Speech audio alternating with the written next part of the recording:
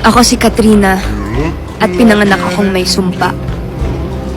Sumpa ng magandang muka. Naging lapitin ako ng mga gago. Dahil sa mukhang to, walang taong may lakas ng loob na mahalin at ipagtanggol ako.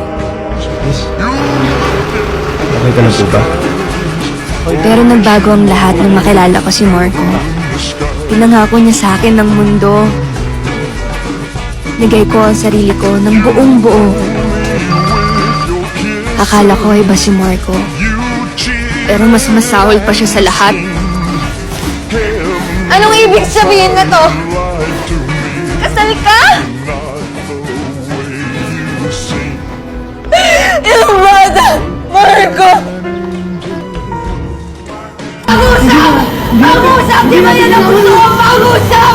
Di ba sabi ko pag-usap sa kayo? Hindi pa sa akin yun. Manloloko ka!